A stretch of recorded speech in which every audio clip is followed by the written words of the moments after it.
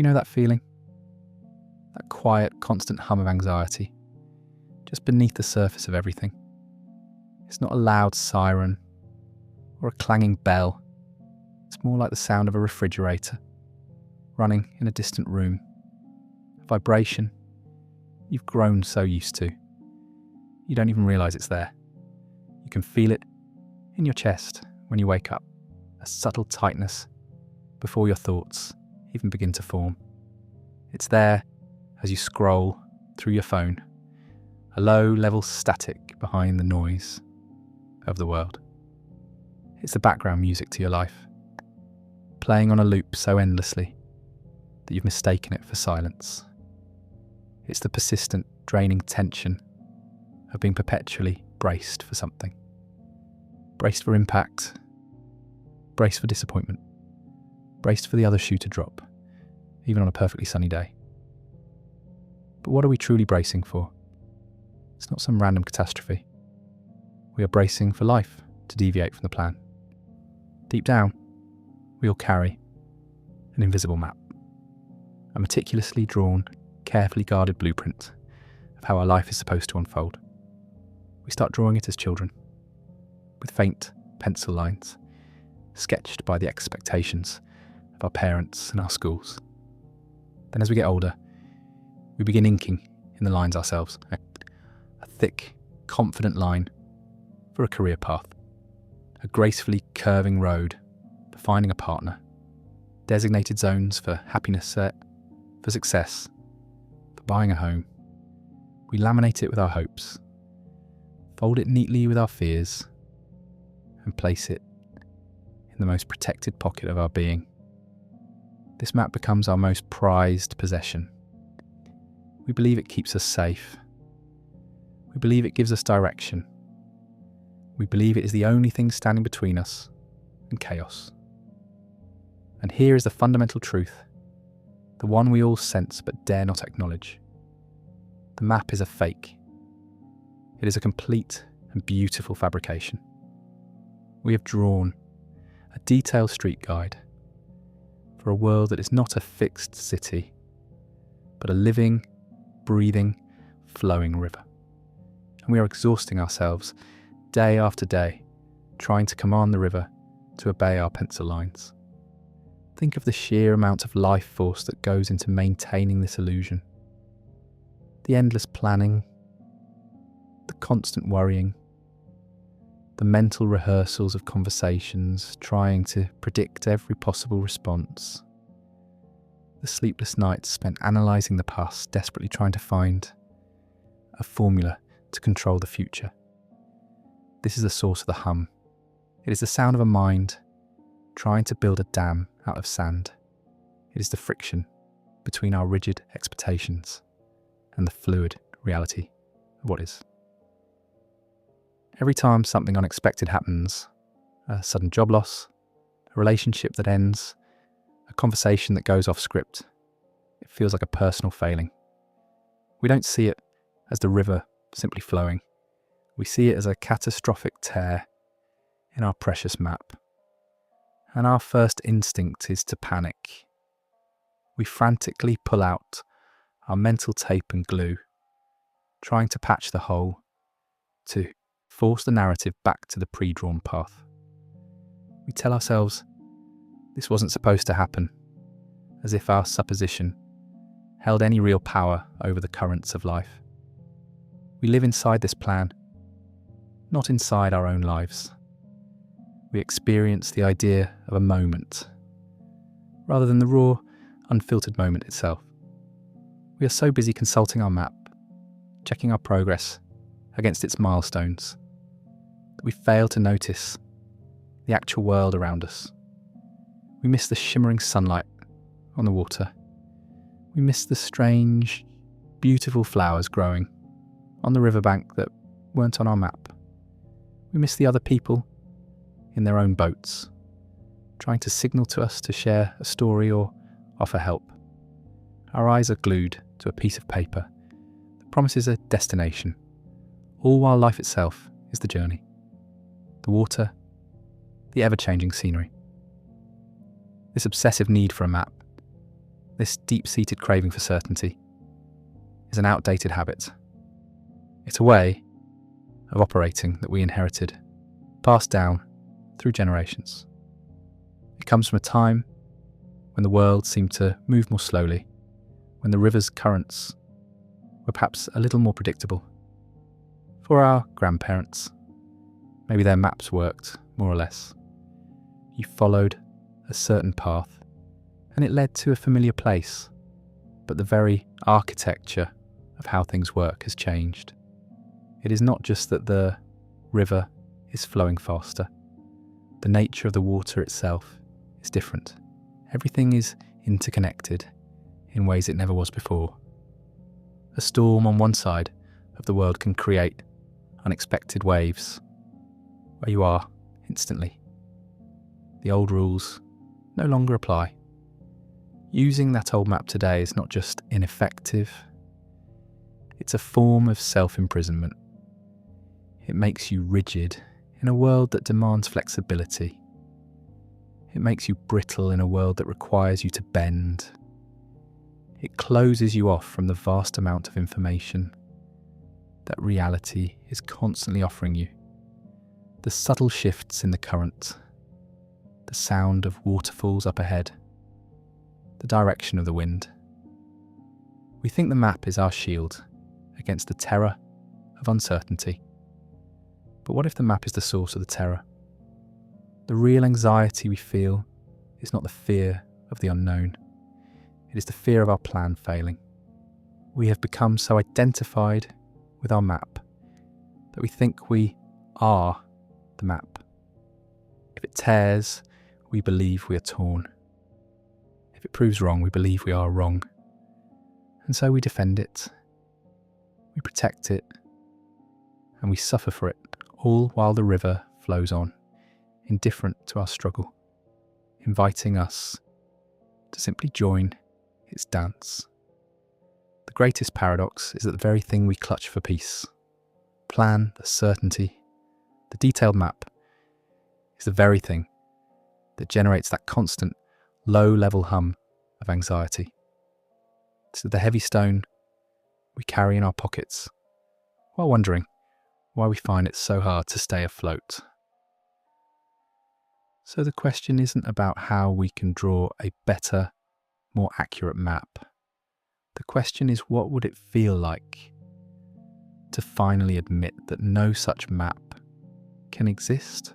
What would happen if we found the courage to just let it go, to fold it up, not as an act of defeat, but as an act of liberation, to simply look up, take a deep breath of the air, right here, right now, and see the river for what it is, an open space of pure potential.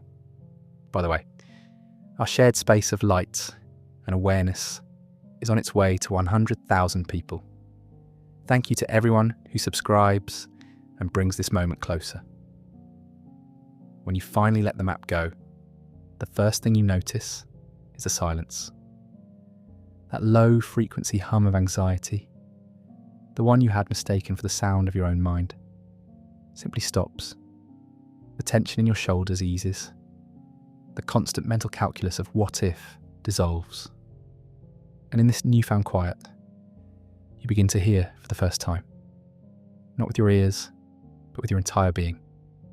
You start to notice the subtle language of reality, the quiet nudges and signs that were always there, but were drowned out by the noise of your own planning.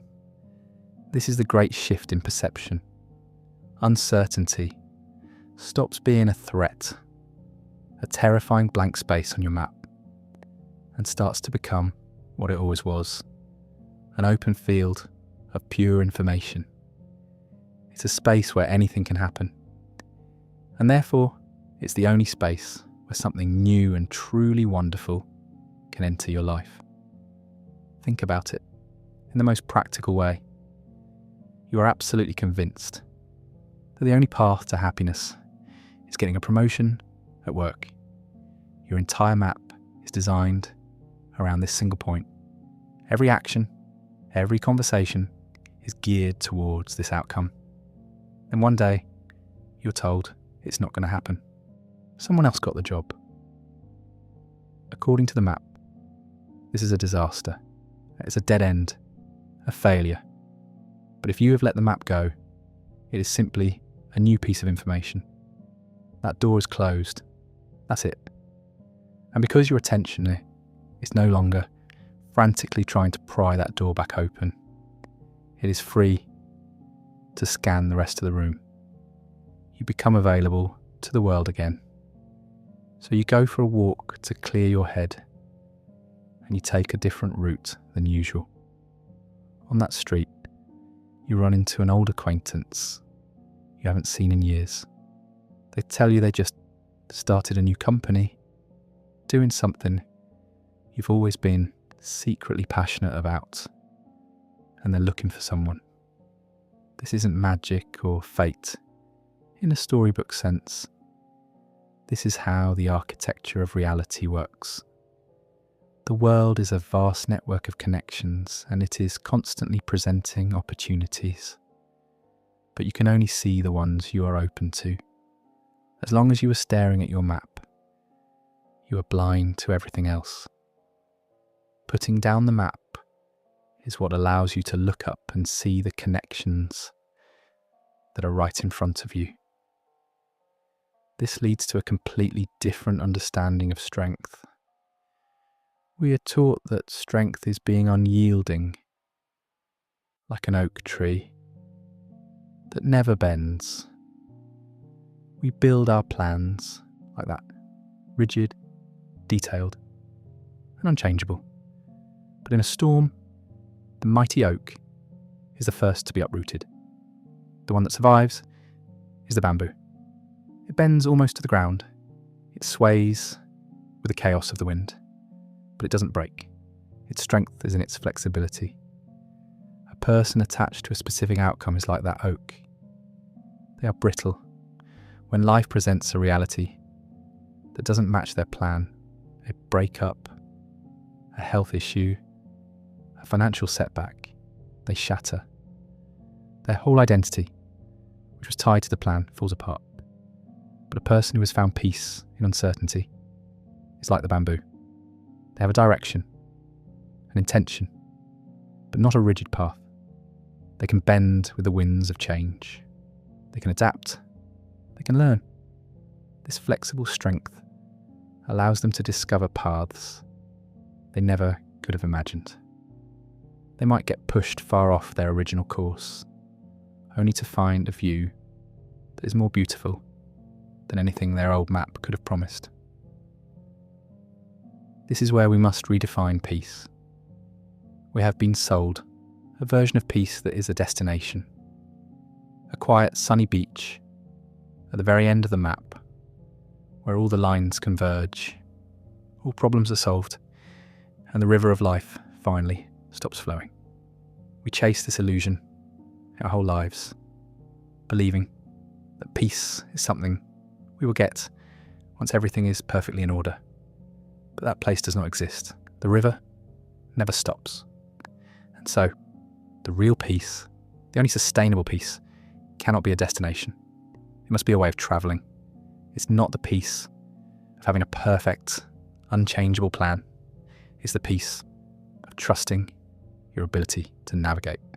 Without one, it's knowing deep in your bones that you have the resourcefulness, the intuition, and the resilience to handle whatever comes around the next bend in the river. It's the quiet confidence that comes from knowing you can dance no matter what music starts to play. This isn't about being passive or just letting life happen to you. It's the opposite. It is the most active way to live. Instead of trying to force your will upon the world, you enter into a conversation with it. You learn to listen to its feedback. You take a step and you watch how the world responds.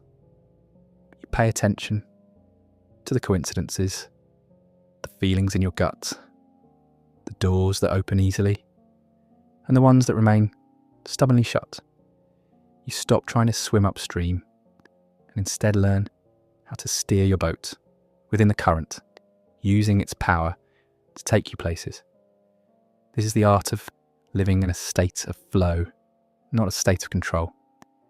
The control was always an illusion anyway, and it was an exhausting one. The flow is real, and it has an intelligence of its own. Finding peace in uncertainty is the ultimate freedom. It means your inner well-being is no longer held hostage by external events. Your happiness is not dependent on your plan succeeding.